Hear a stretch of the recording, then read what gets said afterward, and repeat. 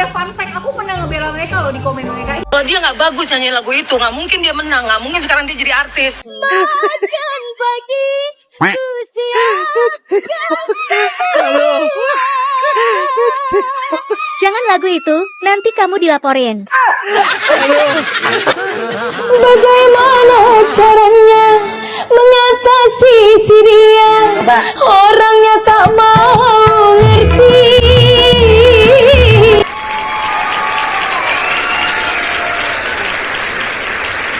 Bu Harsiwi atau Bu Siwi selaku yang punya Indosiar memboikot lagu-lagu dari miliknya Yunidores.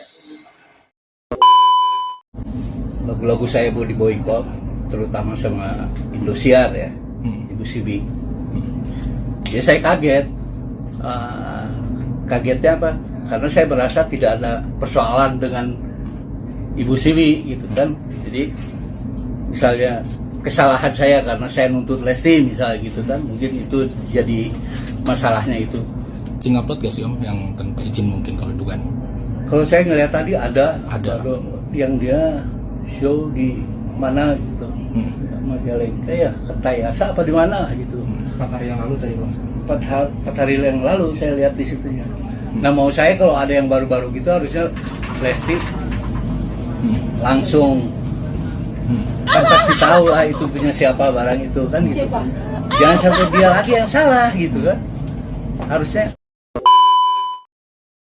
Tapi saya melihat juga nantinya kasus ini akan berujung secara damai ketika nantinya pihak daripada Lesti ataupun Mbak Lesti sendiri keluar ke publik untuk menjelaskan duduk permasalahan awalnya. Ini yang akan menjadi awal daripada lobi-lobi mereka ini mencapai suatu kesepakatan bersama. Ini pula yang nantinya akan mengungkapkan suatu fakta yang nantinya bisa mempertegas bahwa sebenarnya Lesti ini hanya dimanfaatkan oleh oknum-oknum tertentu.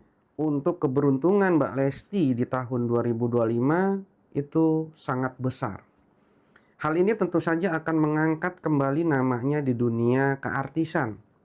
Dan ini tentu saja akan membawa keberuntungan lain di dalam setiap karirnya ke depannya. Yang dianggap patut dipersalahkan atau siapa yang benar, siapa yang salah nanti kan kelihatan.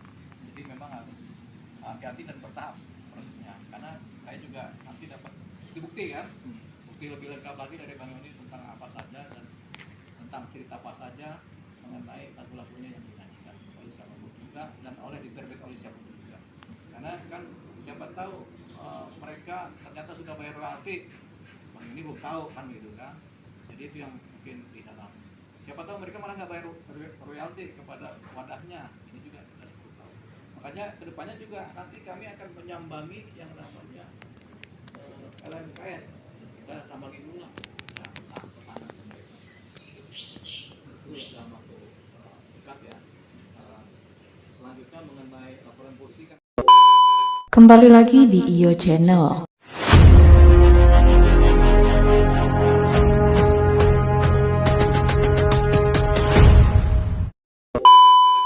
Baiklah, kali ini saya akan membahas tentang Lesti Kejora terancam dipolisikan Yunidores. Ini kata Isdahlia. Untuk selengkapnya simak video berikut ini. Sampai segitunya ya si Doraemon mengemis ke Lesti. Sampai dia harus minta tolong ke Dua Lipa. Padahal Dua Lipa lagi asik-asik konser di Amerika. Diganggu pula. Kenapa sekarang Dua Lipa mau bantu? Untuk bantu mengemis si Doraemon ke Lesti. Salah strategi besar menurut saya ini si Doraemon ini. Harusnya jangan bikin bete si Lesti. Dari dulu harusnya ajak kerjasama. Lesti, yuk kita bikin lagu baru yuk. Lagu barunya itu namanya Pengemis Kantong Kering. Nanti kita bikin hit, kita kerjasama. Booming, baru situ kita cari duit bersama begitu. Tapi sekarang kan ditodong-todong, nuntut-nuntut, ngotot-ngotot ya si Lesti juga sekarang udah ilfil. Gak mau kerja sama lagi sama si Doraemon ini. Dan lenyaplah cita-cita itu tentang lagu Pengemis Kantong Kering. Ya, lagian sekarang ya pengacara kok mau sih terima job kayak gini? Itu kan artinya ikut dihujat sama netizen, deterjen. Kok mau? Pengacara itu menuntut hak yang benar, bukan ngotot. Kalau ngotot, itu sama aja pengemis. Tapi saya lebih menghargai pengemis di jalan loh. Mereka tidak ngotot, tidak nuntut. Mereka lebih berharga, lebih terhormat daripada kita-kita yang katanya seniman, ya, tapi kita ngotot-ngotot, ngemis ujung-ujungnya ke Lesti Kejora. Ya dong, apa nggak malu? Ya sudahlah. Semoga Pak Doraemon bisa bikin lagu ini pengemis kantong kering dengan artis-artis lain. Pasti Kejora akan menolaknya. Dia nggak mau tahu ya tentang urusan ini ya. Kantong kering yang ngotot-ngotot. Sudahlah Dua Lipa, harusnya tetap konser aja di London. Ngapain ikut-ikutan beginilah? Lebih terhormat konser di London daripada ikut-ikutan ngemis dan ngotot. Sampai akhirnya orang mencap bahwa Tessa Mariska membela Lesti Kejora. Kamu tidak akan kena dalam kasus ini menurut saya. Dan ada lagi yang bilang tuh baju hijau tuh. Nih, gue dendam nih mama baju hijau nih ya. Mama baju hijau. Yang lu bilang, ini dia kalau nggak gara-gara lagu ini dia nggak mungkin menang. Nah gitu itu kan? dia tuh. Itu tadi gue mau nanya itu. Oh berarti lagu itu bukan cuma Lesti yang ngebawa? Bukan. Berarti ada orang lain lagi yang bawa? Ada dua orang itu kompetisi itu bawa lagu kering-kering itu. Nggak menang. Perasaanku berbagi untukmu. Nah nanti gue dituntut nih. Gara-gara beginian gue dituntut nih. Ini enggak Bang. Ini belum 12 bar. Kalau 12 bar baru dituntut. Jadi ada yang bilang, oh pansos kali gitu kan. Karena udah lama nggak muncul kan. Lesti artis ngetop, artis keren, pansos kali.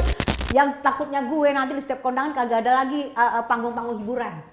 Penyanyi pada takut. Harusnya penyelenggara yang disomasi. Berarti Ahmad Dhani nih yang kerok ya? Dirunut-runut loh. Sama gue lagi jabatannya. Kalau gue yakin Om Yoni ini sebenarnya orangnya nggak begitu. Kira-kira menurut kakak fansnya Lesti Kejora tuh gimana sih? Oh militan. Carol and Action. Action. Tapi maaf nih mungkin langsung sebagai teman dari Lesti sama Rizky Bilar melihat kasus yang sedang bergulir sekarang masalah royalti, gimana sih Pi sebagai teman? Apa ya, kalau dari aku kebetulan ngikutin ya nih dari Ahmad Dhani, Manji juga kan sahabat aku banget tentang royalti. Waktu itu juga sering ribut bosan tentang kotak. Ya jadi memang aku sempat bahas juga sama Rian Demasif gimana tentang royalti pentingnya. Kalau di negara maju kan udah sangat jelas ya aturan tentang royalti, hak cipta dan sebagainya. Di Indonesia kan memang belum kuat banget nih, makanya Pak Ahmad Dhani sangat memperjuangkan nih seperti itu. Nah terus untuk yang mungkin somasi ataupun yang nuntut Dede yang saat ini sedang bergulir, tentunya kita akan menaati aturan hukum yang berlaku. Tapi jangan sampai ya Dede tertekan karena memang harusnya kalau aku sendiri sih seorang diva yang nyanyiin laguku, aku seneng banget sih gitu. Apalagi misalnya karya ini benar-benar nyanyi Dede pasti jadi jauh lebih bagus dan sebagainya. Ya harapannya ini terselesaikan dengan baik sih gitu di kedua belah pihak, karena memang dari segi aturan atau ini kan memang masih banyak yang memang belum kokoh ya dalam aturan royalti dan hak cipta ini gitu itu sih. Dan mungkin Dede kan juga orang yang sangat humanis ya, artinya kalau memang misalnya ada hal-hal yang dilanggar yang tanpa sepengetahuan Dede mungkin ya bisa diselesaikan lah secara baik-baik gitu. Harapannya bisa diselesaikan secara baik-baik sih. Oke, Pak, melihat gak sih sebetulnya ini ditujukan gugatan ini salah alamat? Nah, seperti itu gak sih melihatnya bahwa sebetulnya ya Dede kan hanya seorang penyanyi. Ada belakangnya ya, ada segala macamnya lah gitu kan. Nah kalau aku pribadi ya di sini kan namanya aku juga nggak ahli dalam hukum ya, apalagi kembali hukum royalti dan hak cipta ini masih belum sangat kuat di Indonesia. Yang jelas juga gitu, misalnya jikapun memang Dede yang dikirimkan suratnya, tapi kan Dede juga pasti ada IO, ada panitia ya yang mungkin meng-approve untuk nyanyi tersebut, atau jangan-jangan di request untuk menyanyikan lagu itu seperti itu. Tapi apapun ceritanya menurut aku kita nggak mau merugikan pihak manapun dan harapannya bisa diselesaikan dengan baik dan bijaksana lah. Tapi sempat berkomunikasi nggak sih? Belum, karena kemarin kan Dede alhamdulillah ini ada podcastnya Dede lah, nanti biar Dede aja yang ngobrol ya. Alhamdulillah aku jadi sponsor utama untuk podcastnya. biar Dede tetap kreatif dan tetap produktif meskipun udah anak 2 saat ini gitu.